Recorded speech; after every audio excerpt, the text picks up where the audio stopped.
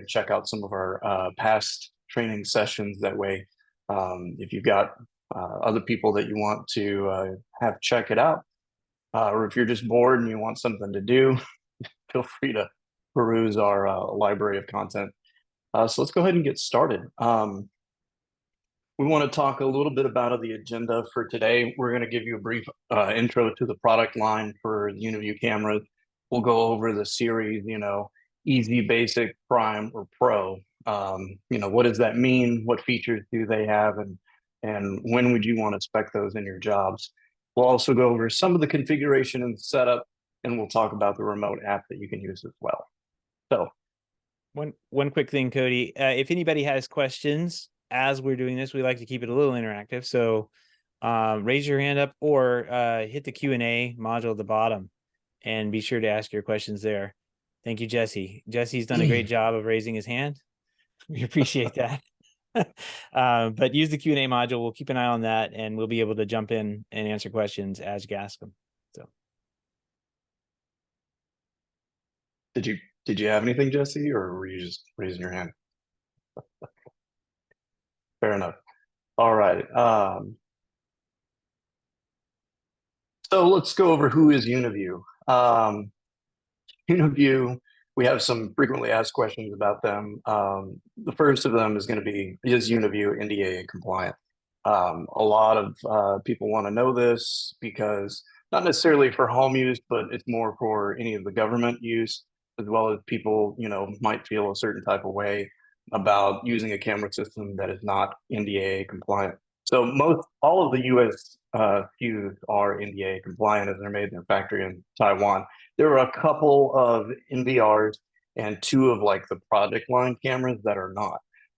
If you ever have any question about it, be sure to check out their website. They have an updated list that they maintain on their website. It was most recently updated in August with new SKUs. But our website also will contain filters that will show you the NDA status as well. Another question that we get pretty often about the Uniview brand is who makes the camera? Is it a Hikvision rebrand? And that's a fair question because there are so many different camera brands out there on the market today. But most of them you'll find are actually rebrands of the OEM, right? Uniview is a Chinese company that started in 2005, so they have about 18 years of experience in manufacturing. They're actually the world's third largest surveillance company, and they're sold in over 200 countries. They invest 15% of their revenue back into R&D every year, and they are not a relabel of another brand. So they make their own cameras. This is the top of the food chain, so to speak, for them. They are an OEM though for more than 40 brands. Some you may have heard of, some you may not have, but Wave Electronics, LTS, GeoVision, and Zoom are some of the other camera brands that you might see that actually will relabel the Uniview camera brand. Then the third question that we get pretty often is, why are they so cheap? Well, the reason for the strong value that they have is because they aren't being relabeled by another manufacturer in the middle. So without having somebody in the middle that's going to be relabeling it, maybe putting their own firmware, their logos and things on it, they've got to mark up the price that they get from the OEM, and then that you've got to mark it up again so that the dealers have some margin to get to the MSRP, right? So that's why you may see some of the price difference. You're like, I can't believe that they're able to sell this at this price. And it's like, well, when you go direct to the manufacturer, you're cutting out the middleman, so you have the ability to do that. So on the next slide, we're going to talk about Easy, Prime, or Pro. And these are going to be pretty much the three main, I guess you could say, categories of the lines of the cameras that they have. There's a ton of SKUs, but they really try to break it down into these three main categories to kind of differentiate the feature set across the line. So the Easy series, that's going to be your really cost-effective entry-level cameras. Still a great quality, but the idea here is that there's no frills, right? There's no 24/7 color. There's no tri-guard, which we'll get into here in a little bit later. These are just, basic IR cameras, for use in indoor and outdoor, and they get the job done. High picture quality. There's a couple different megapixel resolutions that you can get here. But these are really your no-frill cameras that are just here to meet a certain price point and get that job done. When you step up to the Prime series, this is when it adds in additional features, right? So you can get AI, which is going to be the ability to see if there's human or car versus just regular motion detection, right?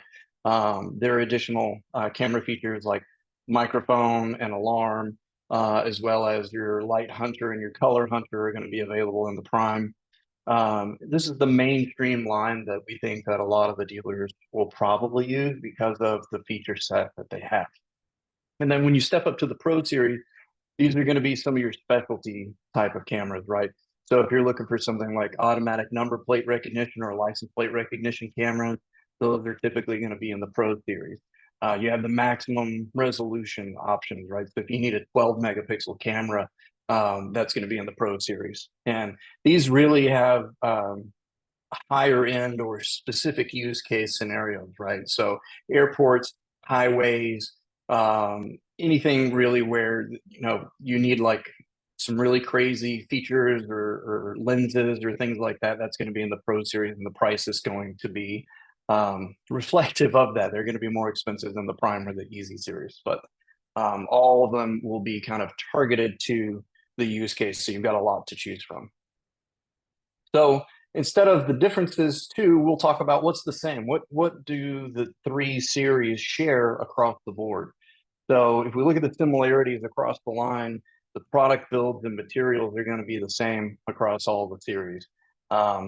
We've got metal enclosures, we've got powder coating. So these are really designed to be out and about in the elements. They're well-built cameras. They don't feel cheap at all.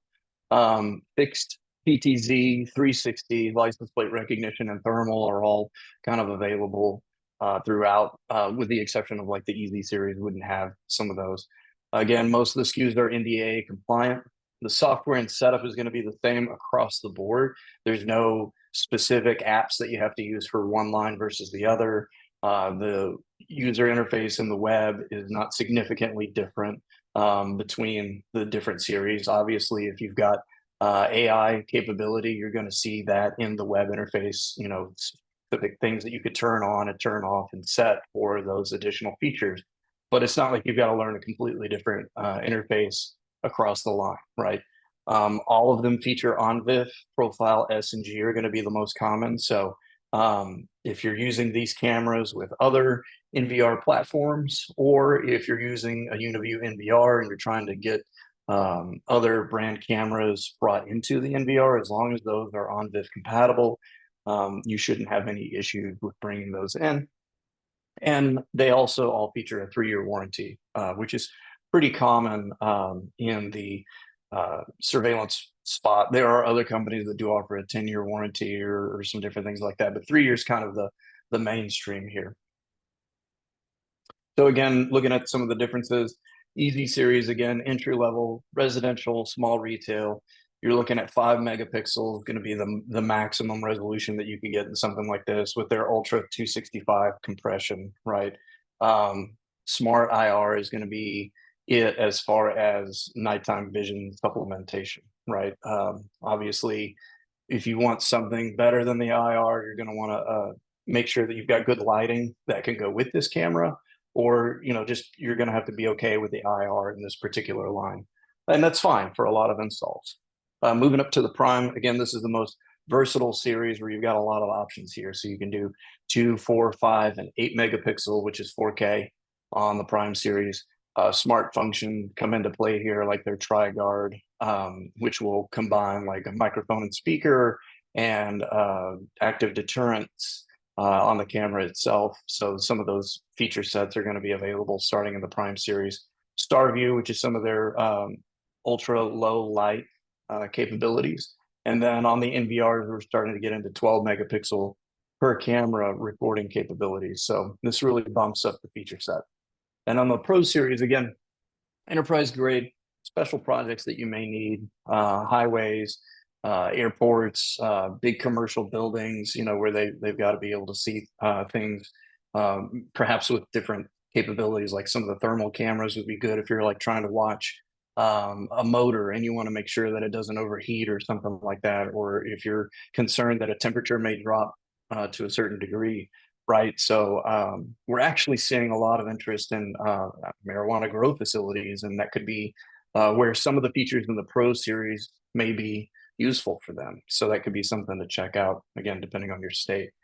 Again, license plate reader tracking and different things like that are going to be available in the Pro Series. So if you've got a specific use case for those, they'll come in great. Let's take a look at some of the Uniview specific technologies that they have. Light Hunter is something that you'll see mentioned on some of the camera SKUs. Light Hunter uses noise reduction, large backside illuminated image sensors, and circuit noise reduction to be able to get as much light as possible. They also use a special lens. 36% more light is going to be able to reach that image sensor compared to a conventional camera lens.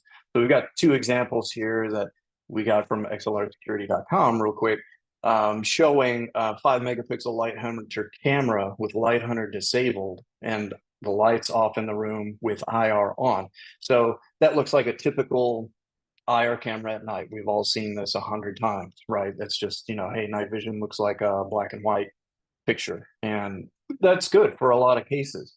But if there's a situation where maybe you want to keep the IR off because it certainly attracts bugs and, all kinds of stuff to the lens at night. So being able to turn those IRs off and turn Light Hunter on allows you to see clearly at night and in color.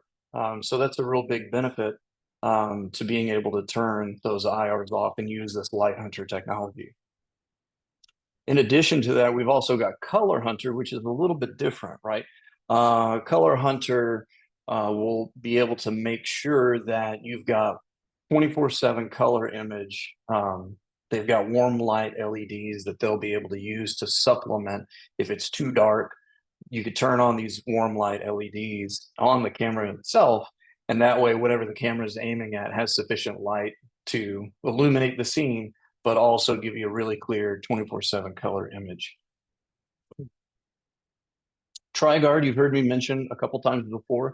The cameras that do have the TriGuard capabilities will have these features, right? So TriGuard 3, obviously. So we've got active deterrence, we've got the Color Hunter, and then we've got smart intrusion prevention. And so when all of these capabilities work together, it's really good capability for deterrence, whether that's at a residence, if somebody wants it there, or most commonly used in commercial applications too, right? So they've got the IR plus warm LED, so it doesn't matter about what situation works best for the camera. You've got the tools that you need to make sure that you've got sufficient lighting so that you can see what's going on.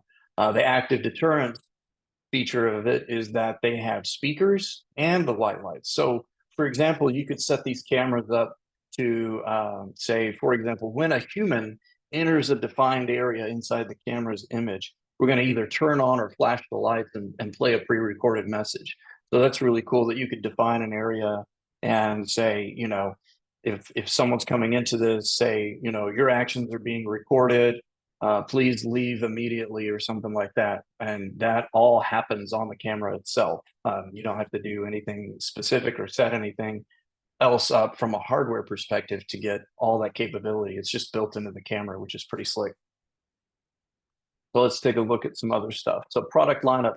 So we tried to give a couple of examples. There's many more SKUs than what we're going to show here, but we wanted to show a couple of examples for each line. The Easy NVR, we thought this was something that from the Easy line would be a pretty popular SKU. This is the NVR 302 with P8, which means that it's got PoE capability with 8 ports on the back of it. So you just plug your cameras directly into this guy. It'll support 2 hard drives, which aren't included, and that's pretty much par for the course on any of the NVRs. None of the hard drives are included on these, so you can choose the number and the size of the hard drives that are best for your job. The hard drives that this one supports is up to 10 terabytes each, and the camera maximum recording resolution is 12 megapixels. So you've got a really great value here and very powerful. Most of the jobs that are going to be up to channels on the cameras, you're looking at a 659 MAP price for this and a $257.25 dealer. I mean, this is just really incredible value here, especially if you shop some of the other brands. This is awesome. You just bring two hard drives. We sell the Western Digital Purples. We'll go over that a little bit later. But having an NVR setup at this price point is something that's really pretty fantastic. And again, we'll talk about the apps a little bit later. The apps are super easy to use. There's no port forwarding or VPNs or anything crazy that you've got to do. There's no DDNS that's required to get it set up. It works. When we look at the Prime NVRs, this is kind of a really cool SKU that they have. They've got a couple of models in this form factor. This is wall mountable. Again, 8 channels, up to 8 megapixel cameras. You only have the ability to do one hard drive though, and it's up to 6 terabytes. And this is 8 ports of PoE on it as well, which is pretty slick. So I could imagine this being installed in a place where maybe you need to put like an NVR mounted on the wall in like a can, like a security can type of installation. Some places where you don't have the ability to have a full rack, right? Perhaps this could be used in restaurants. As an integrator, I've seen some really crazy installs in restaurants where some of the equipment is, in the manager's office and, they're sitting on top of each other. You got like 4 people and 10 square feet and all the equipment's in there too. And, some of it's installed above the drop tile ceiling, all that stuff's kind of wild. So if you've got a situation where, space is a premium, this is a really cool NVR for this. And this is, again, 409 MAP, 157.50 dealer without the hard drive. I mean, this is pretty strong value here. So Jesse's asking, does our website show the total megs processing capacity of each NVR? That is something that if it doesn't already, we will be adding that as a searchable attribute here in the near future. We're in the process of bringing on the entire catalog from Uniview so that dealers have the ability to pick the best products. Now, we're not going to stock everything. That would be a lot, and we would need a bigger warehouse for sure. And some of the SKUs aren't going to be hot sellers, right? But we wanted to be able to give you guys the choice. So stay tuned for that because more SKUs are going to be added, more attributes will be added. And actually, Jesse, I'm glad that you mentioned that because that is something that I'm going to talk about here a little bit later when we talk about the comparison to some of the other brands. Brian wants to know why the hard drive max size limit. And that's a really great question. The max size limit is going to be determined by a lot of things, including, most importantly, the processor and RAM and the decoding capabilities of the unit itself. Obviously, if you're trying to hit a specific form factor, or if you're hitting a specific price point, those probably will, they'll probably have lower capabilities of hard drives. We'll show you some of the other NVRs that we have that, can go up to 128 channels and like 8 and 10 hard drives and 10 terabytes and more. Some of these NVRs, they may get a firmware update in the future that would support larger hard drive, but it's kind of a balance, right, of each hard drive storage on its own. Plus, if you've got multiple hard drives, are you doing RAID? What's the time to rebuild? There's a lot of different things that can be taken into consideration for that. So again, with using a calculator would be the best way to figure out, okay, if I've got 8 channels and I want to record motion only and, they're 8 megapixel and I only need, say, 2 weeks of recording time, it'll tell you on the calculators, how much storage you need. And maybe the 6 terabytes plenty because you're going to override it after the end of the 2 weeks. So there's a lot of different factors that go into hard drive size, but the limitation of the hard drive size is going to be probably from a hardware perspective on that particular model. So if you need something that will do bigger, maybe this 6 terabytes not for you, and maybe you need to look for something that'll do multiple hard drives. All right, so let's take a look at the Prime NVRs. So this is more of a traditional form factor that you might be used to. This is the NVR 30416X. 300 is the series, 16 is the channel, right? This does include rack mounts. This will decode their ultra 265 and their H.265 video formats. Ultra H.265 is kind of Uniview's proprietary secret sauce on the recording that helps you record video at great quality, but without requiring as much bandwidth. So that's an exclusive technology to Uniview.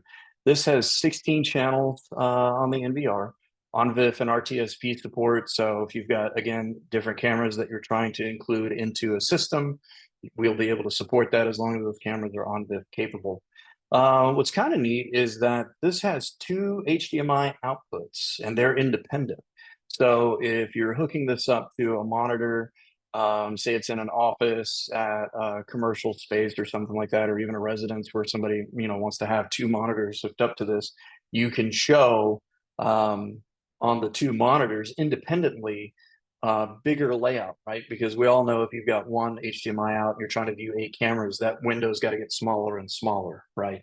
So by having the two HDMI outputs that are independent, you can, instead of having 8 tiny cameras on one screen, you can put 4 on the left, 4 on the right, and they can be much bigger and easier to see if somebody's monitoring that on the live view.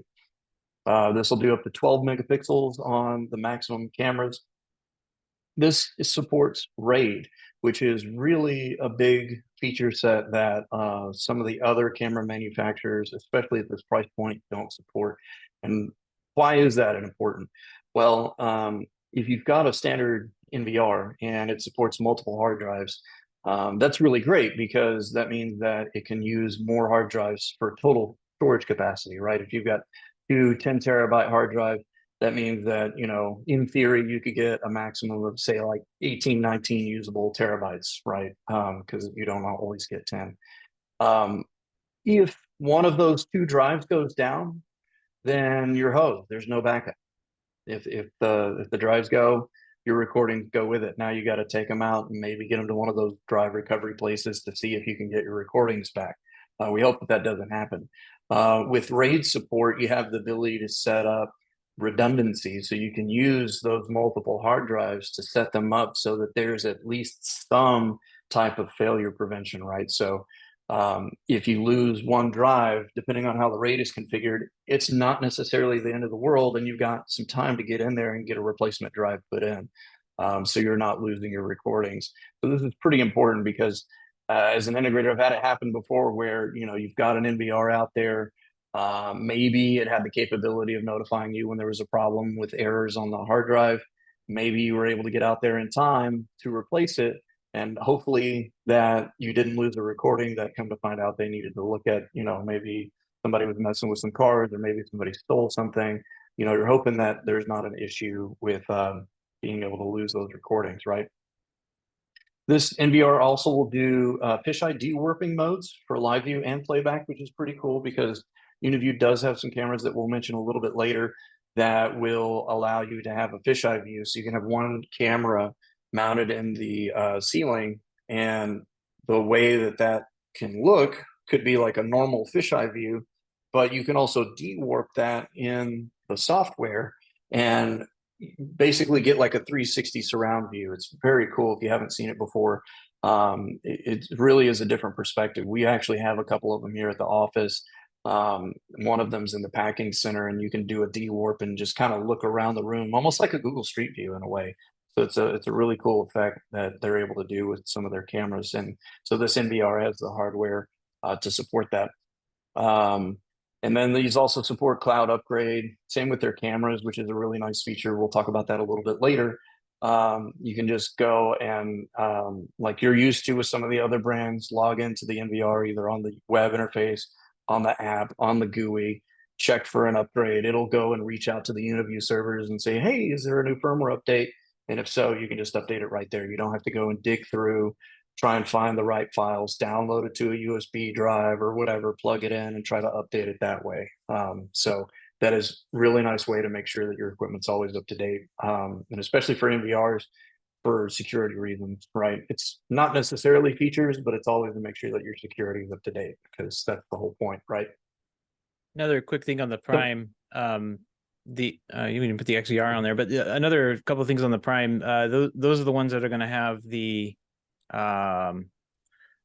smart, intelligent events on them. So you can Right. detect a difference between a person, an animal, that kind of thing. Not just motion detection. We all get motion detection events showing up, and it kind of clogs up the works there on figuring out what time things are moving around. But if a person walks in, it'll tag that particular motion with a person tag, which is nice, and it'll do it right on the NVR. So some of that's built into the cameras, some of it can be built into the NVR, but I think the Prime and up are the ones that get you those AI events. Perfect. Yep. The XVR is a hybrid solution, right? So this is an NVR that allows you to have both IP cameras and analog cameras in the same project. Some camera manufacturers would require you to have two different. You'd have the DVR, which is the old school one, right, where you've got the coax cameras and stuff. And when everybody went to NVR, which is the network video recorders, some of them discontinued their analog cameras, right? Uniview understands that there may be a situation where you've got existing cabling in place that you can't replace. So they'll allow you to bring those TVI cameras in on the existing coax cabling and mix them with new IP cameras that you might be able to put in different places, right? Um, this is a really cool solution because they also have some of their analog cameras as well. We'll talk about here in a little bit that have some really high resolution features. Because if you've ever gone to a job site, maybe like an old gas station or even a house, that was wired, 20 years ago or something, and it was all analog cameras, right? If you ever look at the picture quality, you're like, man, I can't even tell. And that's usually the type of clips that end up on the news, right? They're like, hey, we need help. Somebody robbed a gas station. Can you identify this person? And you're looking at it and you're like, man, I don't even know. Looks like a bear to me.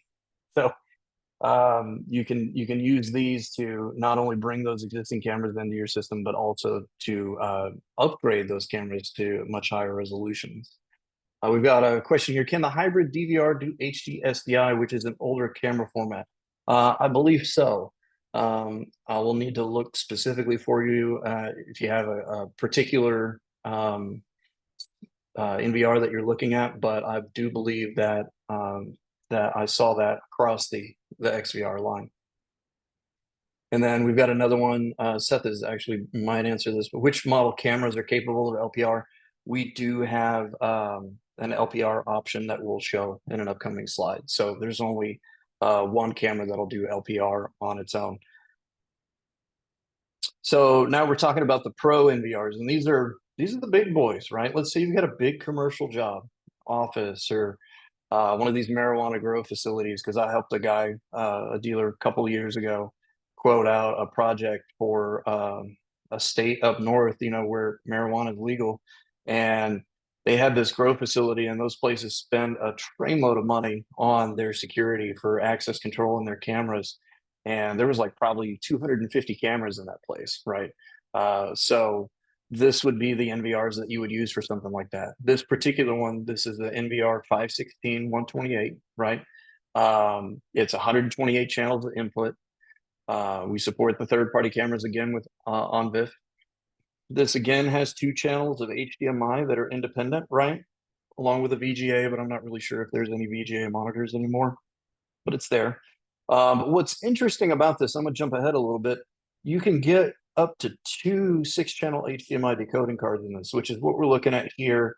It's number 18 and number 21 here. So you see those HDMI outputs, and that's a very cool thing. Think of it as like these are video cards, right? And if you're used to gaming or multiple monitor setups on a video card, it's the same kind of concept. And as I mentioned before, having the ability to have these independent outputs mean that you can put displays. If there's like somebody like a security guard that has to watch these live, you have more monitor hookups so that they can take a look at it. So not just in that instance, but like if you ever do one of those, like say it's a traffic monitoring building for like a city or something, and they're looking at traffic cam, they need the ability to output different cameras on different HDMI outputs, and this will support stuff like that. You'll also see that optionally we've got redundant power supplies on that, because when you're getting into a job that needs 128 channels, you don't want to be relying on just one power supply, right? So we've got two and they're set up for redundance. We've got all kinds of RAID support on this: 0, 1, 5, 6, 10, 50, 60, and an N+1 hot spare. So we definitely got you covered on the hard drive capability here. Internally, 16 SATA hard drives, up to 16 terabytes for each hard drive, and plus 2 mini SAS interfaces so that you can also attach additional storage beyond what's able to be installed inside of the unit. And again, cloud upgrade.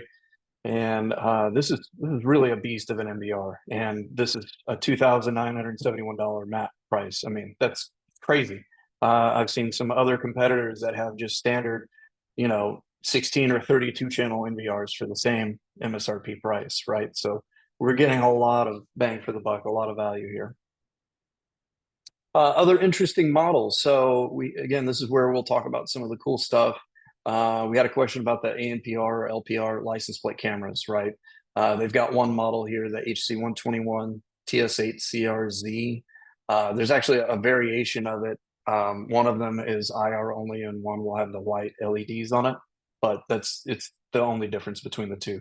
So this will do 1080p at 60 frames, and this is built-in vehicle and license plate recognition. So this isn't intended to be used as like the only camera at a gate or a place where you want to grab license plates. So use this supplementally because there's certain installation height and distance things to take into consideration when you're doing license plates. So this won't cover the whole scene. This is really just designed to be getting license plate information and being able to search for, a Texas plate or searching for certain characters and things like that, and going through the footage. You'll want to supplement that camera with other cameras around the scene. Leo says it would make so much more sense if they put LPR in the model name, and I agree. The model names are probably the most difficult part about the line. That's okay. Thermal, again, great for watching things like motor temps and things like that. If you've got an area where you get a lot of fog, maybe you're near like a lake or near the coast or something like that, where you've got fog, and you still want to make sure that that you have the ability to see through the fog, right? Because even IR, even the color at night, you can't really do anything with that with regards to fog. So thermal would be a good way to tell if there's someone or some type of animal out there. You'll be able to see a little bit even through those difficult conditions. Analog cameras, up to 8 megapixels on the analog, which is great if you've got that older cabling and you don't have the ability to pull any new cat. Fisheye. So we've got wide angle fisheye and then 2 lens. We've got one that's got 2 lens options, which is pretty cool. It's a bullet. We don't have a picture of it here on the slide, but there's one that's kind of like, if you're familiar with some of the Mobotics cameras that have the dual lens capabilities. So it's a bullet that has both a fixed lens and a 10 to 50 millimeter zoom lens on it. So the idea is that you could have the 10 millimeter doing the wide angle, and then you could have the other one zoomed in, very specifically, like at a gate. So this would be great for getting the overall shot of the gate, somebody walking up, somebody driving up, but then the one that's zoomed in is going to zoom in really specifically at the gate, so that you can get a close up of what's going on there. And then we've also got some models that have Wi-Fi, which is great if you have power, but you can't retrofit data for whatever reason. We have bullet, dome, and PTZ options for Wi-Fi cameras that all work with the NVRs and our drivers too. Accessories, so we've got dome wall mounts, we've got pole mounts, we've got junction boxes, corner mounts for everything. So on our website, we show which models are compatible with which junction boxes, because they do, depending on if they're a dome or a bullet or something, they will have different junction box needs. And so we call out which models are compatible with which specific accessories. So it's easy to double check and make sure, like, hey, I'm getting this camera, what's the correct wall mount or what's the correct junction box? I recommend the junction boxes. I think they're really great because, like, for example, I've got some turrets here at my house. They're under the eave. I've got a little bit of a lip that comes down. So if I were to just put the turret on my soffit, I would have potentially some of that, I don't know what you call it, that lip basically that would kind of come into the vision of the camera. If it was IR, it would definitely bounce back off of that. So if you use the junction box, it's kind of a spacer, so it allows us to compensate for that lip a little bit. Plus, it gives you a place to put some cable slack, because nobody wants to run into a situation where the cable somehow gets damaged. You got to re-terminate it, and you don't have any more slack at the camera. Hard drives. So because the NVRs don't come with hard drives, because we give you the options to decide how many you want and how big you need them. We sell the Western Digital Purple hard drives on our site. If you order the hard drive with the NVR and you want us to, Blackwire can install them before shipping. But I do want to clarify that we aren't going to be able to set up the drives as far as formatting and RAID and things like that, because you have to go through the setup wizard first to do that. But we will install the hard drives for you, which is great, because if you've never done it before, it can be a little tricky figuring out how the brackets go and things like that. And, it's not for everybody. I have some experience building computers from a long time ago, and it was a little tricky for me to kind of figure out how it worked the first time. So I definitely know that it's not something that everybody would be comfortable with, popping the case open and poking around and plugging things in. So if you want us to, definitely put it in the order notes. We can get them installed in your NVR before shipping it out to you. It's a big time saver too. Like the amount of time that you have to mess with unboxing all that garbage on site and find the little screws that are in there. Oh, I dropped one. It rolled under the rack. Always drop a screw. It never fails. Never. Yeah. And it's always on some like carpet or a floor with a pattern that you can't see. So you're like down on the floor and you got a flashlight and you're just take your shoes off, walk around, you'll find it. I didn't know that they were using Legos to hold hard drives in. Yeah. So use us for the time savings. Yeah, absolutely. Now this is Seth's baby here. So we're going to talk about the Control 4 driver that we are announcing and releasing for the Uniview cameras. Seth, tell us a little bit about this. What's some of the things that's pretty slick about this versus some of the other drivers? Because we are aware that there is a driver that's included in the Control 4 database, and it's okay, it's free.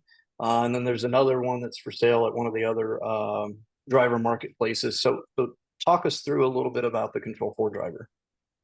Yeah, I mean, kind of continuing on that thread of saving time on the install and really just trying to make everything as efficient as possible. We have a couple of features that are on there primarily around the NVR. So our driver is made so that when you add the NVR in, there's a little button, one click, it'll add all the drivers in for all of the cameras, and it'll work with. We have three drivers. So we have a fixed camera, PTZ camera, and then we have the NVR kind of overall control driver.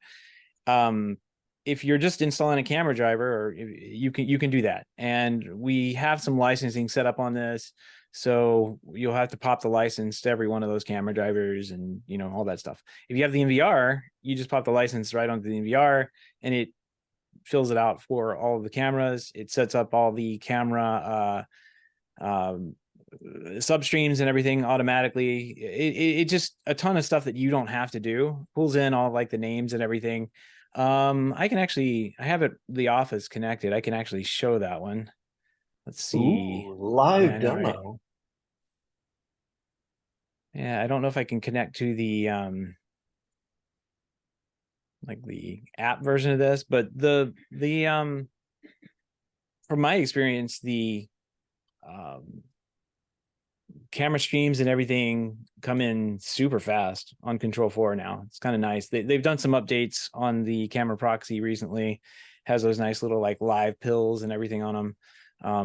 Hopefully in the future we'll have whatever they're using to kind of like interact with the NVR and go back and review video in there. I heard that was a feature, but it's not available to developers right now. So hopefully in the future we'll have access to that. But this is the NVR driver that I was talking about.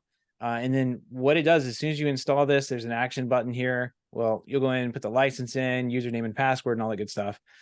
It'll go in here and then you can just set all the camera streams. You can print all the cameras. You can add all the cameras. Click that button it will go through. I'm not going to do it live because it does take some time, and I'm kind of remote connected over a VPN. So it'll go through and add every single one of these cameras in. It'll configure all the configuration settings on them, so you don't have to. It'll put the passwords in and all that good stuff. It's fast. So we're buttoning up some small issues that we have, like this device names not getting pulled in correctly anymore, and then it'll be out shortly. So works as you expect and has some shortcuts for your installs to help you get out there and do these jobs faster, because there's nothing more painful than getting one of these jobs set up. It takes a while. It takes time to install the cameras, takes some time to like lay out all the IP configurations and everything. But once I think actually Uniview has some tools we'll go over on how to make that part fast. But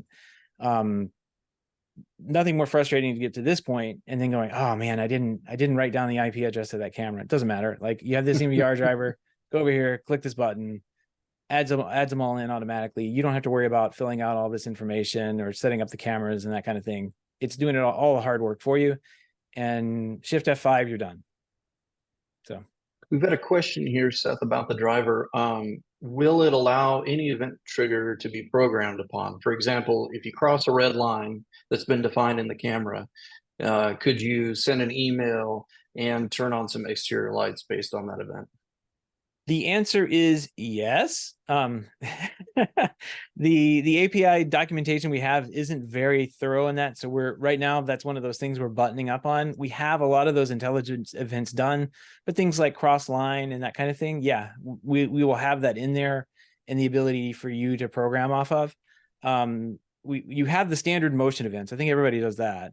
If you put an intelligence event in, we have those. And right now, on some of the cameras, there's a tab called under motion. I think it's called ultra events. You can turn those on and it'll do object detection, person, vehicle, non-motor vehicle. We can do those right now. And then we have a couple of the intelligence events in there as well, like presence detection. One of the things that we were looking at doing was adding like the presence detection with the like number of people that it detects and putting that in there as a variable so you can program off that. Snapshot available on push. I don't know, maybe. It's typically a Control-4 thing, but we do have the snapshot picture pulled into the driver. I'll double check on that for you, Chris. Oops. Are you guys there? Very good. Any other questions about the Control-4 driver at the moment? I have an unstable. Does audio work in the driver? No, I don't think so right now. It is it's video only. Like for intercom, if that's what you're asking about, Mitch, I think this is a so. brand new feature on Control-4 that they can get some of the audio from the cameras in, and I think that's what Mitch is asking about. He says right, hearing audio. So I think this is like a 3.4.0 or something like that, or whatever the most current Control-4 is. You can definitely tell I'm aware of what's installed at my house. I don't know. Whatever the most recent Control-4 is. Yeah, it's something with Control-4. We just kind of have a very limited interface into what they accept. So like we're sending everything in. If it's a feature that we can turn on, we'll turn it on, make sure it's in there. So we'll go ahead and do that, but we'll check it. I'm sure it's possible, especially most of the prime and up cameras have speakers and camera or microphones built into them. So it should be possible if it's possible in Control-4. Very good. But the answer is I haven't tested that. Really, all of our testing has been kind of going around these events and separating out those events and doing that kind of thing, because those are more useful, I think, if you're detecting a person rather than just getting a generic motion event, person, vehicle, and non-vehicle. Getting those kind of advanced notifications into the system are way better than generic motion. Squirrel scene. The wind is blowing. Yeah, I believe so, Rusty. The NVR, yes, the answer is yes. We get all that stuff brought into the NVR as well. So he's asking, can our driver process all the features of the cameras when they're connected to the NVR PoE ports? I believe Oh so. yeah, Yeah, because I think I've seen that before where some camera systems, if you plugged them in separately, had different capabilities than if you plugged them in directly into the back of the NVR. I think yeah, that's what we're talking about here. I'll triple check on it. But I'm pretty sure it can. But if it's not in there, we should be able to add it, because I know that a lot of the things do come from the NVRs. A lot of the things are processed on the camera, sent to the NVR, and the NVR has that information. And so I believe we get that through the API as well. So if it's not there, we'll add it. And But if it is, it is. can we be alerted on any issues from the NVR? For example, camera 3 is offline. And can you? Yes. Yeah, there is an alert on the camera itself if the NVR, it's on the camera driver itself. I know for a fact that one's there. If the camera loses connection with the system, there's an event that is sent to that camera driver. It's like under programming. You can pull that out, and that event will be available for you to. Here are the events I have: motion off, object detected, motion on, video loss, video return, line crossed, and then camera online and camera offline. So you have those two notifications in there. Good questions, guys. Yep, keep them up. Thanks.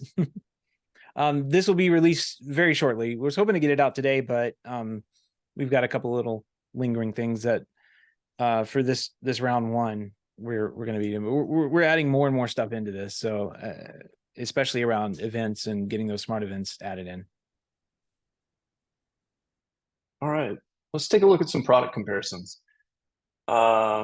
We again, You skip my there's so slide. many different. Do what? You skip my slide. Oh, I did. My bad. Hold on. I didn't realize I clicked. How do I go back? Use the back arrow. Yeah, see, that's I This added one? this picture. Yeah, I mean that was my one contribution. So you're welcome. Oh, I thought there was something else that I skipped that was like No. significant. Got it. Everybody loves tacos. We're gonna hang a right here at this intersection. Um, thank you, Seth. Uh, okay. Back to the fixed lens comparison. So, uh, you know, we know that there's a ton of different SKUs across all these different manufacturers. So we could talk about product comparisons for days. We tried to just pick a generic camera that we felt had features that dealers would want that you would kind of use all the time. You could go 6 different ways with different comparisons, right? I could bump the Uniview down to a 5 megapixel. I could bump the Loom up to an 8 megapixel. There's different features that are gained and lost depending on what you pick. I just thought that these were some really kind of, rubber on the road models of the cameras, right? So let's take a look.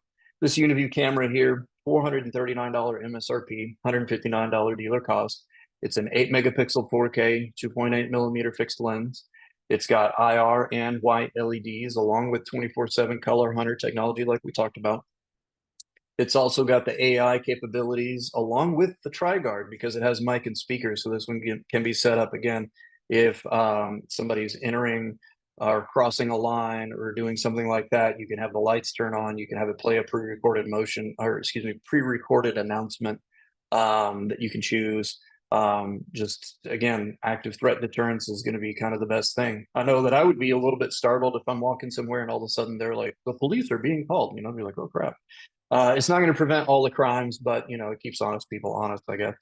And a 3-year warranty. So if you're looking at the competition, it's a little bit less on the MSRP, but the dealer cost is more expensive, right? So when you're looking at your profit margins, it's about $100 difference on the profit margins too.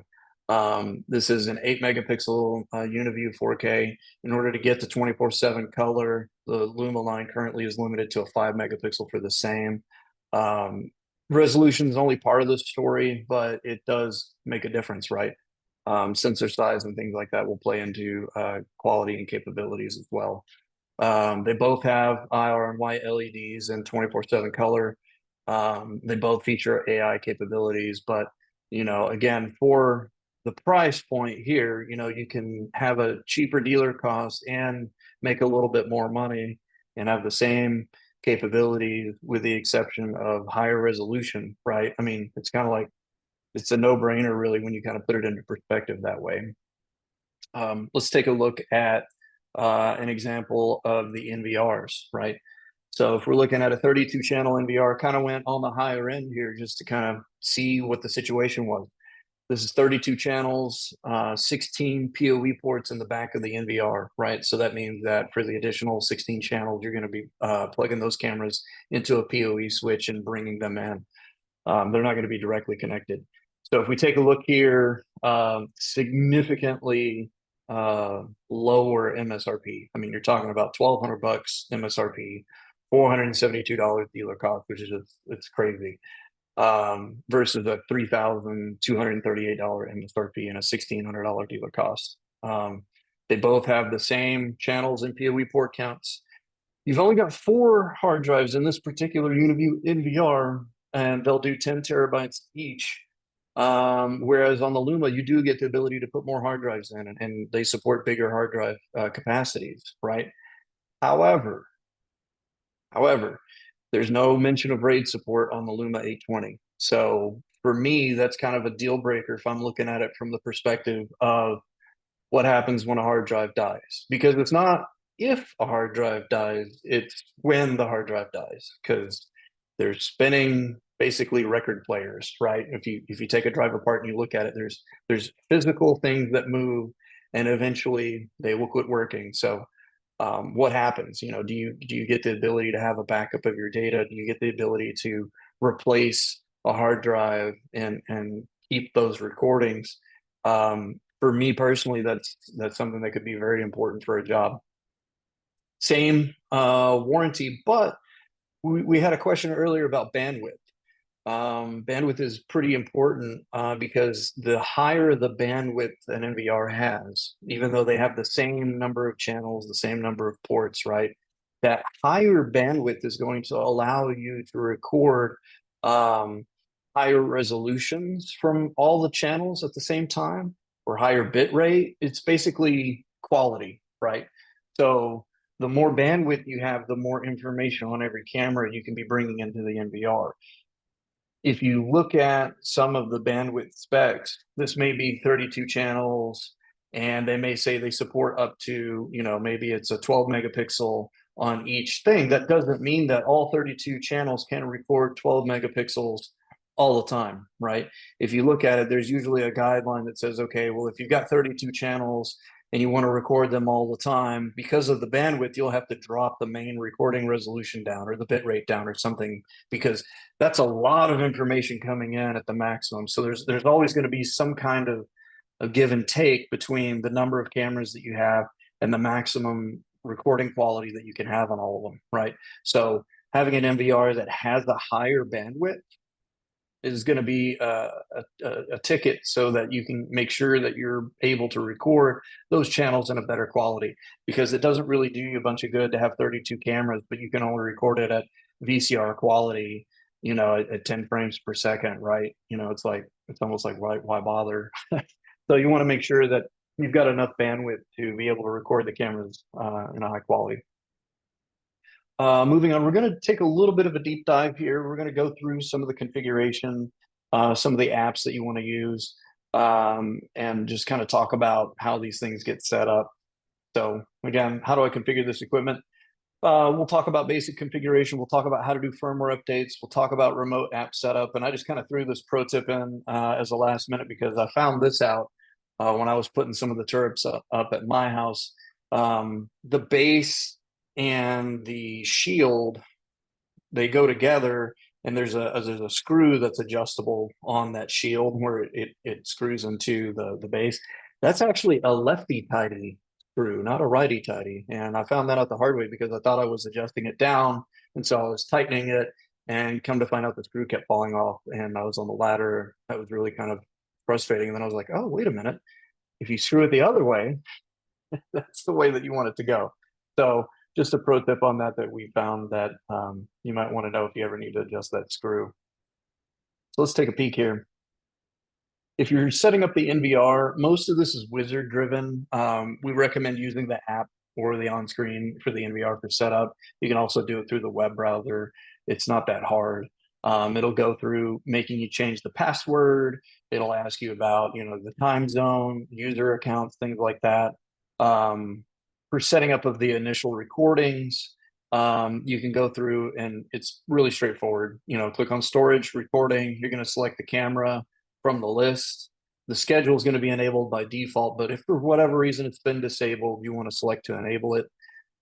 You'll be able to select the amount of pre-record and post-record as needed. So if there's an event that gets triggered, how much time do you want to record of the video before that event and after that event? So that's always nice. It's kind of like on the Ring doorbells is going to be probably the easiest example to give you, right?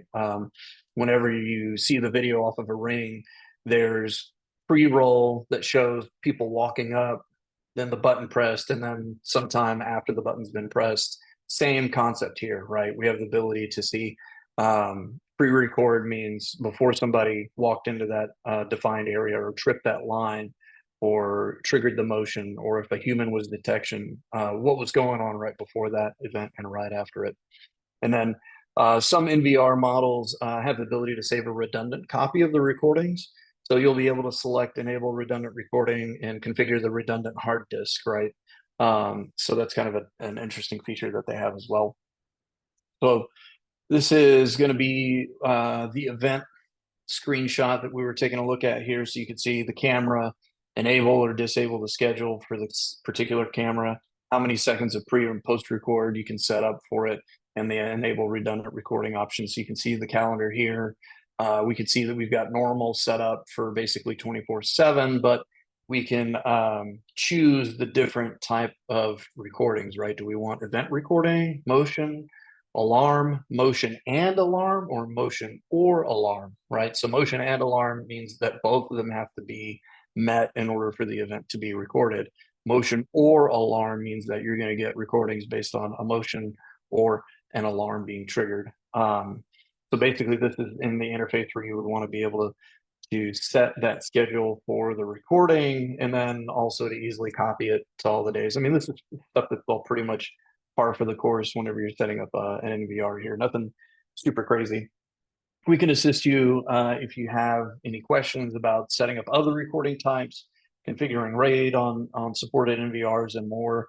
A lot of this can be found in the manual, but if you need help, we're here to help you.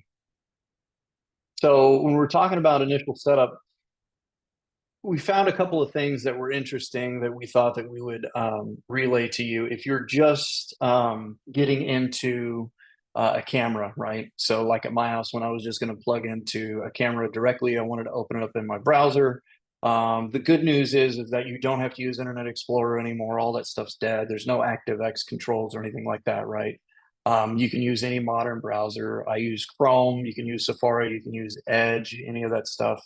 You can use Edge if you're a glutton for punishment. Apparently, there is kind of a slight bug that you will get nagged about the plugin in Chrome, which is interesting. So I use Chrome in incognito mode, so that way there's no chance that I'm logging into a wrong camera or a camera I've logged into before or anything like that. Once I'm logged into it, it will prompt you in a yellow banner up at the top about the plugin. Don't bother to install it. It'll work fine in incognito mode. So just click do not show this message on next login. And when you log out, log back in, it'll go away. But all of the video features will work as expected because historically, as you know, if you've ever set up NVRs before, you had to have that particular plugin for the browser installed. And if you didn't, you never got any video, right? You couldn't do live view. When you went to the particular configurations for the image, right? If you were going to flip the image or if you're going to adjust WDR or anything like that, and they've got that live preview window right there. If you didn't have that ActiveX or plugin for the browser installed, that video feed would never show up. But this is just a bug in this particular firmware that I think could easily be resolved in the future. But here's a good workaround for it. The cameras are on DHCP by default, which is nice. So we always recommend that you set a static IP address outside of the DHCP range or use a DHCP reservation. Because if you don't, then the camera is going to get a new IP address. in 24 or 48 hours or something like that. So you'll set everything up and you think that you're good to go. You've got all the cameras addressed in Control 4. You walk away 2 days later, the customer calls, hey man, my cameras don't work anymore. And 9 times out of 10, it's because a DHCP reservation wasn't set or it wasn't a static IP, and the camera just changed its IP address. So if you do that, then you won't have the issue. The default password is going to be admin and 1234556 typically on most all of their devices. You'll be prompted to change it. Everybody's doing this now. This is a really good thing because for years, camera manufacturers never prompted you to change it. And so everybody would just leave the default password as admin or admin password, which is just absolutely bonkers. You'll be prompted to change this whenever you're setting up the camera for the first time. So please, please, please use the password reset email field. They'll ask you for an email address for a password reset. Ideally, make it to a group email at your company.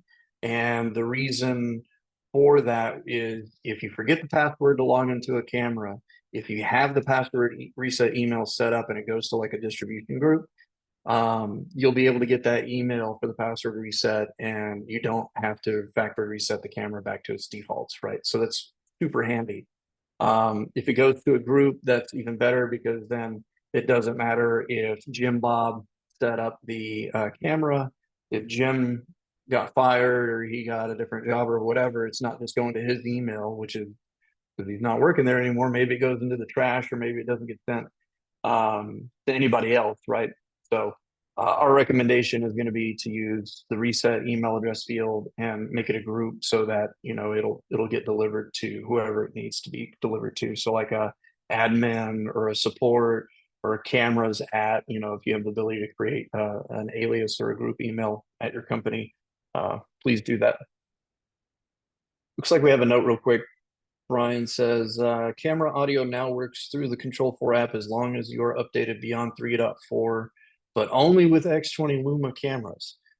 So looks like we won't be getting audio, Mitch, unless they open that up in the API for us to be able to use. I don't know if that's because it's not available in the API or if that's because it's the X20 is the only cameras that they sell that support that particular It's definitely not in function. the API. The camera API with Control 4 is made in 2016 or 2012 and hadn't been updated very much since. So yeah, it's definitely not there for us.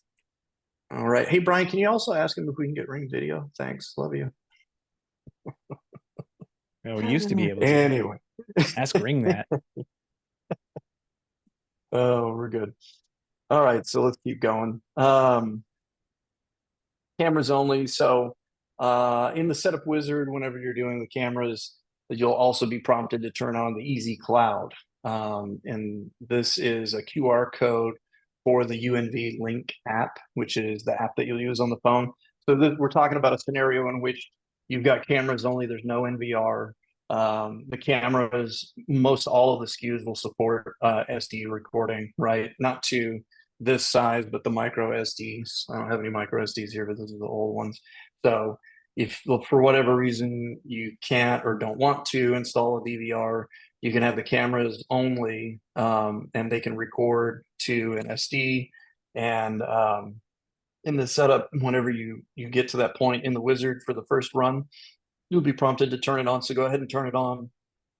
Use this app to get in there and scan the code. So the UNV Link app will give you the ability to add the camera, scan the QR code, and then you're all set with remote access. So this is kind of we'll show you more about the app later, but it makes it really easy. There's like a big thing right here. I don't know if you can see it, add device. And so you click add device right here, and then it brings you into the scan the QR code. You can enter it manually, or it's kind of cool. You can take the QR code from your photo album, right? So let's say you're putting the cameras up. Before you put them up, you took a picture of the QR code on all the cameras. You can actually pull that QR code from a photo in your photo album. So that's pretty slick. Easy Tool. So Easy Tools is a Windows utility, current version 3.0. It's a pretty useful tool. Let's say that you're going to put 20 cameras on the network, right? And you want to kind of bulk manage all of these cameras. You don't want to have to log into the web interface for 20 cameras. Ain't nobody got time for any of that, right? So if you use Easy Tool 3, this will go out, scan the network for the cameras. You can import it from a template file if you're really that fancy. Bless you if you plan that far ahead. That's really cool. You can do batch configuration of it, search, modify, and delete devices, right? And what we mean by batch configuration, so you can go in and configure network parameters like name and time to check for upgrades, import template files for different configurations. So they have the ability, let's say they're all the same camera, you can set all of the configurations on one and then export that configuration file. And then you can then import that configuration to 19 other cameras, right? Which is a huge time saver.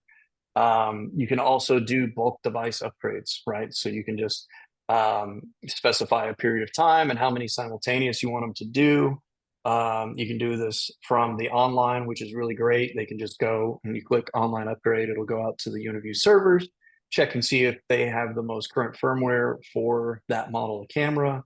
You can also do it if you're offline, you've downloaded the file that you need already from the website.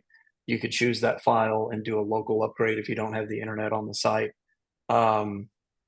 Channel management, you can actually use this utility to go in and configure basic image settings, encoding, on-screen display for the name of the channels and things like that. So that's pretty slick too. Again, the whole thing about using this utility is that you don't have to go into each camera's individual web page and log in and click around. This is saving you a bunch of clicks if you do it this way. You can also restore a device to default settings, import and export device configurations, and even diagnosis and restart devices. So if you've got a problem with a camera, use this utility.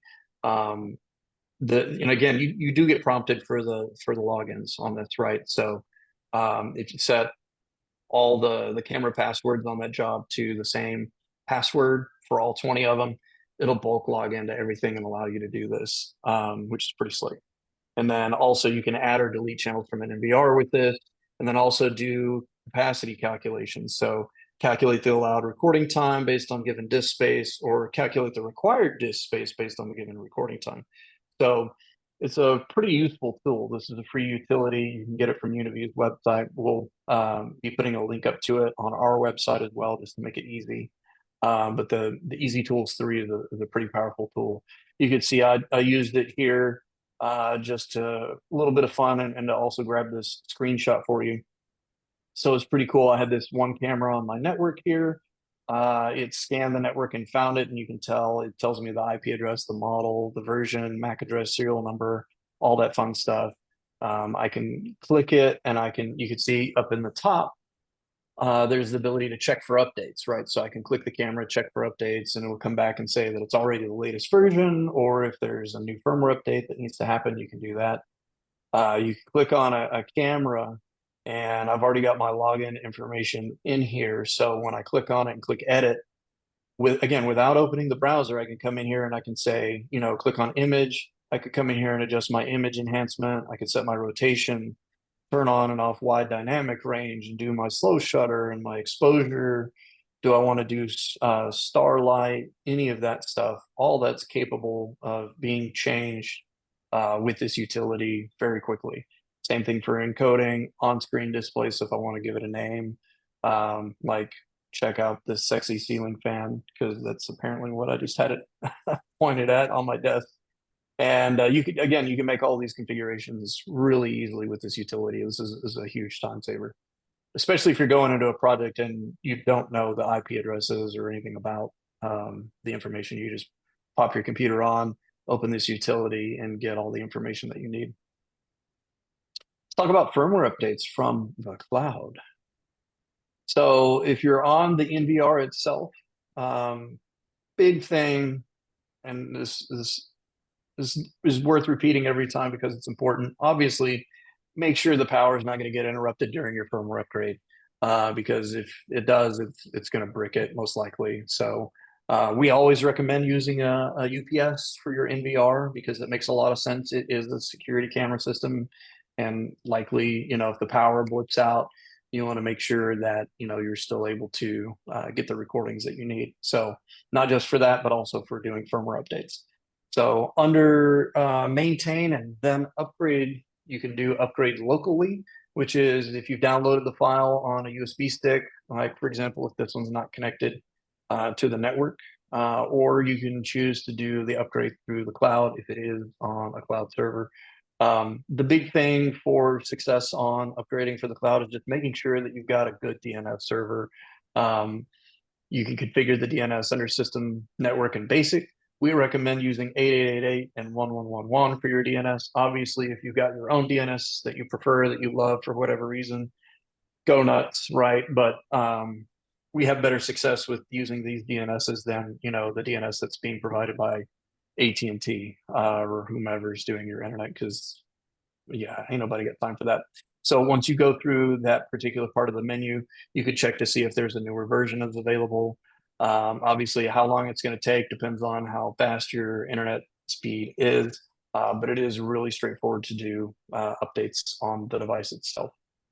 So here's an example of upgrading the firmware of the camera that I had. So I logged into the web browser here. You can see I'm on the IP address. I got in and I clicked through to system and then to maintenance. And then on the maintenance, you can see here software upgrade. You can choose a local file if you want. You can choose cloud upgrade. And so when I click cloud upgrade, it was like, hey, there's a new version of firmware for your camera. That's super cool, right? So clicking it started the upgrade process, and it just downloaded the update, kicked it off automatically. One thing I do want to point out here is that you do have the ability to upgrade the boot program too. So when you factory reset it, if you upgrade the boot program, it will also make sure that it stays on that current firmware. So it's kind of like there's a dual firmware. So if you click upgrade boot program as well, whenever it gets factory reset, it'll get factory reset back to whatever the most recent firmware version is. If you don't click that, it gets factory reset, it'll get factory reset back to an old version. So do be mindful about that. Using the app, though, is probably the easiest way and what most everybody will want to do, right? If you're using the app, you can go through and click on settings and then device info and then current version. The UNV link app will indicate that an update's available with a red notification dot. So once you're clicked in there and you're downloading the update, this is what it will look like. So it'll say how much time is remaining to do the download, to update, and then do a reboot as well. So you can actually exit the page once this is kicking off. It will continue doing the upgrade in the background. This is really easy to do through the app. It's pretty awesome. Let's also take a look a little bit more about the remote app setup. That dude looks like he's dropped his phone a couple times. You may want to look into that. It's a good thing he's got a case.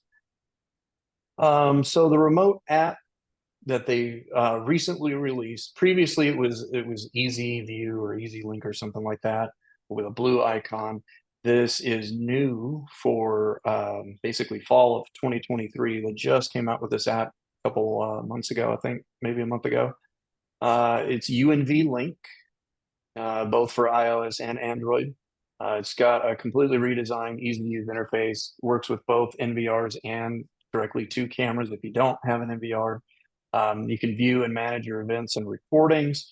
You can even see in these screenshots here from the app, you can get alarm alerts with snapshots. So that's pretty cool too. You can also do firmware updates, as we just went over. This is peer-to-peer. It's super easy to set up. All you got to do is scan a QR code. So if you're going to set up the app, you can go either through the web interface or the on-screen interface for the NVR. There's the ability to enable the UNV link with the cloud. You just scan the QR code. It grabs everything that it needs because it sets up the peer-to-peer. You don't have to do port forwarding. You don't have to do DDNS. You don't have to have a static IP address or any of that other stuff. It just works like it should. Again, other features about the remote app that's expected and pretty cool. It provides real-time push notifications for alarms and events. And it's kind of interesting. The camera that I have set up at the house, I don't know if I have any events that I could show, but I was just playing around and you could set up like face recognition on that one. And so you can get a push notification if the camera detects a face and it'll say, hey, there's a new event. It's pretty cool. Easy to filter alarms by date and time. And then again, like I was mentioning, you can do it through the VCA feature like smart intrusion prevention to reduce the false alarm. So you can do like a vehicle's detected or something other than a non-motor vehicle has been detected in humans on the ones that have the ability with what they call the AI on some of the models. So again, way better than standard motion because nobody cares if the tree is blowing in the wind, right? We do care though if it's something like a human or a car that's pulling up in most cases. Um, Again, camera NVR sharing. This is pretty cool too. So you can do sharing to another user with permanent access or for a specific time. And then also you can give them specific permissions in the app, like to allow or prevent configuration, whether or not they can do live view, whether or not they can get audio from the camera, if the camera supports that, whether or not they can playback, record it, or just view the live stream, and more. This is really easy to do in the app itself. It'll actually ask you for an email address to send this invitation to, and it'll ask you if you want to give them access to the NVR or certain channels on the NVR, or even just the cameras themselves, right, without an NVR. So it would be cool, for example, if a parent wanted access to all the cameras and all the capabilities, but they wanted to share the front door camera only for a child who might be at home and they want to just be able to see who's at the front door before they answer the door. You could just share that one camera with specific permissions to it. And again, you could give a permanent or a specific time range. It would also be good if you were like if you had somebody that was staying at your house while you're out of town on vacation, you could give them specific access requests through the app. And then, after a specified time range, it automatically prevents them from being able to log in and see the cameras again.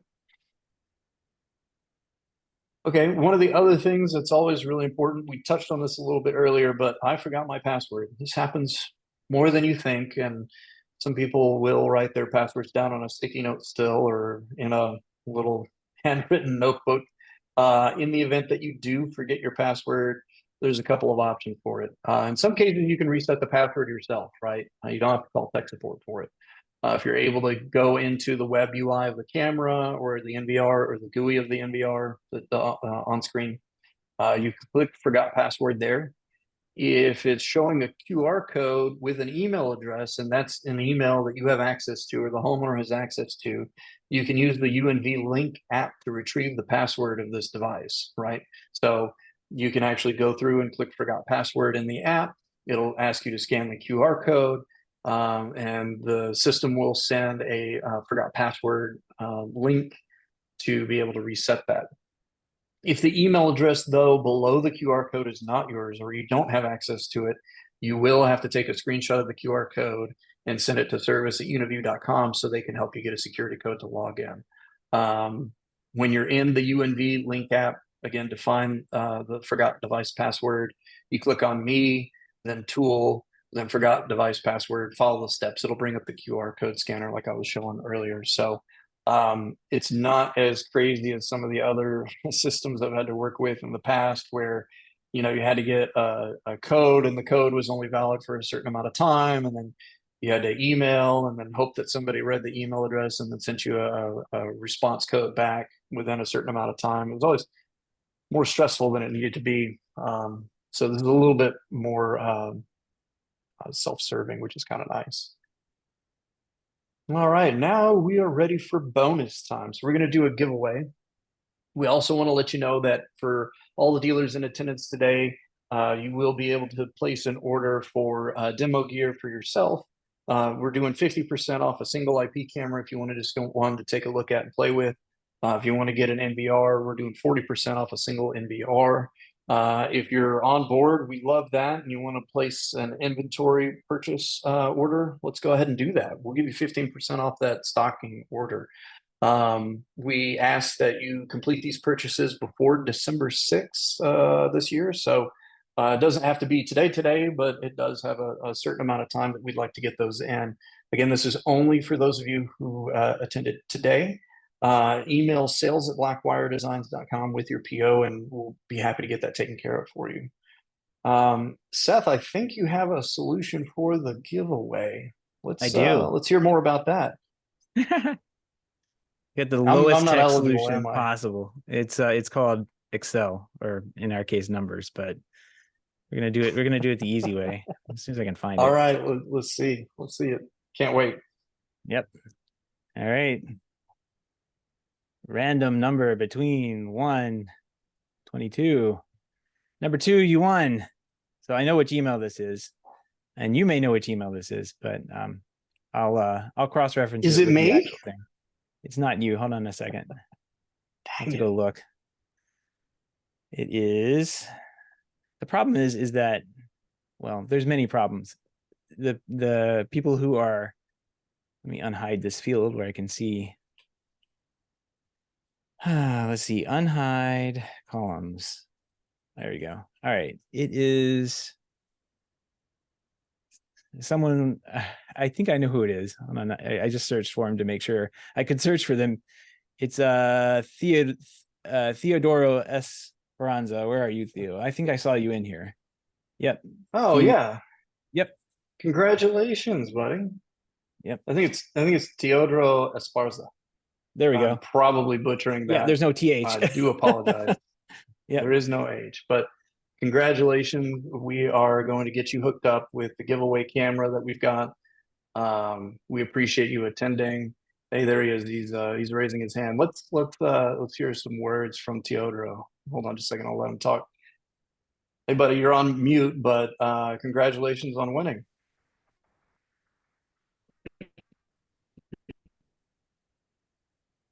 There he goes, connected. We need to do this more often. Just like let everybody talk. Nope, I can't hear you, buddy. Maybe you have a bad connection to the Zoom. Not sure. Yeah, I don't see the microphone bouncing up and down on this end. That's all right. I'll be reaching out to you here shortly. I'll give you a call. Yep, congrats. Looks like Ben Snyder has a question. Ben, do you want to submit it in a Q&A, or we'll see if he can talk here. Let's see. You're on mute. I accidentally raised my hand. Oh, well, we appreciate you. Do you have anything that you'd like to ask while you got us? No, we got a couple of the cameras in our office here. We've been testing for a while. We like them. So Yeah, well, tell us what do you like about it? What do you don't like about it? pretty straightforward and easy to set up. That was nice with everything. I actually got them tied in different systems and time back to Illuma just to see if I could get it set up through that, and that works just fine too. So the cameras have worked good. Oh, because of the OnVIF support, right? Yep. So Right on. it worked really good back and So forth.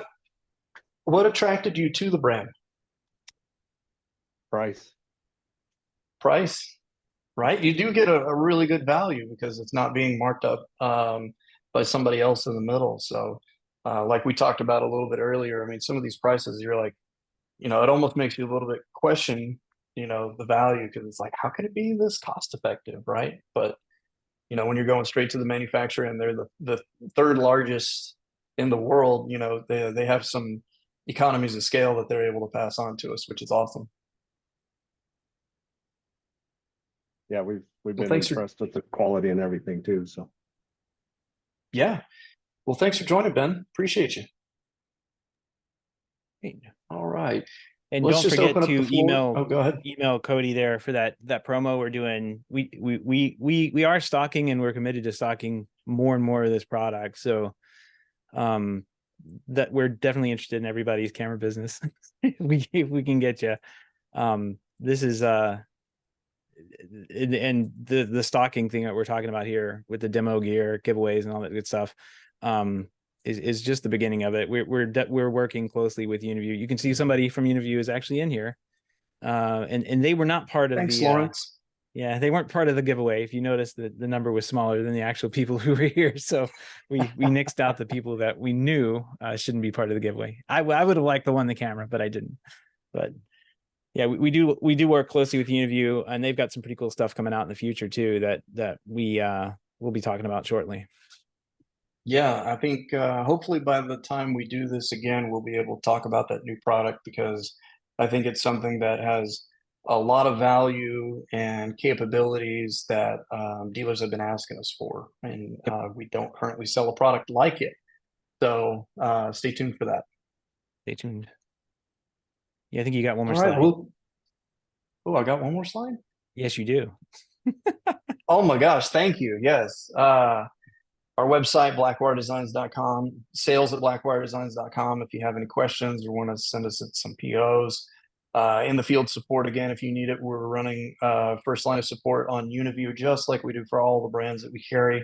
So don't forget to reach out, chat, phone, and email. For email, it's support@blackwiredesigns.com. I want to make sure that you guys also know to check out our new training portal that'll have upcoming trainings that we have there, whether it's for Uniview or something else. We're going to try to do these on the regular. So that's easy to find on the website. It's under the dealer resources tab at the very top. And for some reason, There's the red also box is pre-recorded no trainings in longer. there too. Sorry. Yeah, I thought you were stopping. the red box should be over training portal. So It's not. we'll scoot that. Yeah, It's okay. Look, this is the first pancake. if you go in there, there's also past recordings of previous trainings too, for Ruckus, for the Ruckus 101, for MTX, Yamaha. Yamaha MTX training, and something else in there too. Can't remember, but we'll be saving those and publishing them out when we can. Yep. So, and this one will be posted here later today or tomorrow as well. So you'll be able to access this later. Oh, actually, Teodoro says, hold on, everybody. He says he's actually with Uniview as well. Oh no! So we need to do a redraw on the giveaway. You messed me up. So, All right, hold on a second. I thought I recognized the name. It was a different email address. It wasn't a Uniview address. All right, hold on a second. Okay. Let's see. Well, I'm gonna get you out of there. I gotta go hide things again. Delete that. All right. We will try again. Okay, I'm gonna move this. Maybe I can move this without. Yeah. All right. Oops. Gotta reconfigure some things here now. Just our luck. Yeah, so that's what I ran into, was Zoom evidently doesn't tell me who's registered and who is in attendance. So we're gonna have to figure out a different method of doing the there it is, registration, things like this in the future. All right, we're gonna try this again. I'm sure there's an app for it. I'm sure, but nothing as good as this. All right, hold on a second. We'll do it live again.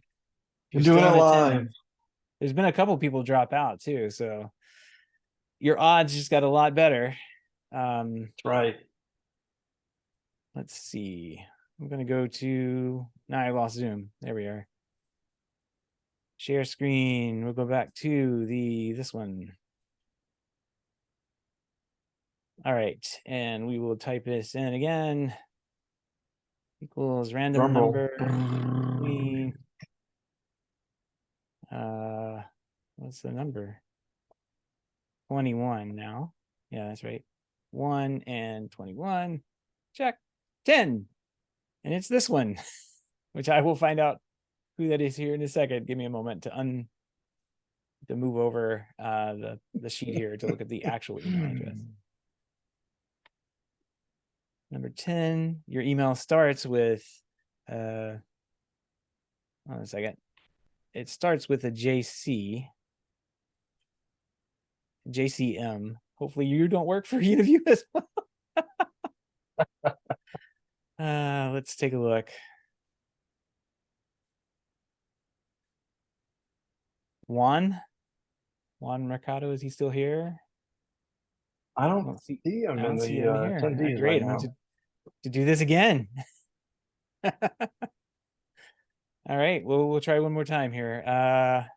Third time's a charm. Yeah, exactly. All right. Maybe I can do this a different way. Hold on a second. I can share the screen at the same time of being able to look this up. Do you want me Faster, I to? guess. You want me to stop sharing? There you go. So you can share. I was sharing, I thought. I guess not. No, no, I'm gonna stop sharing so you can do it. There you go. Fail. All right. This one, share. Okay, winner is equals random number in between. See, I've been fair about this the whole time. 1 and 21. Number 3, this one. AV and FIED. So I have to go figure out who that is. You give me a second.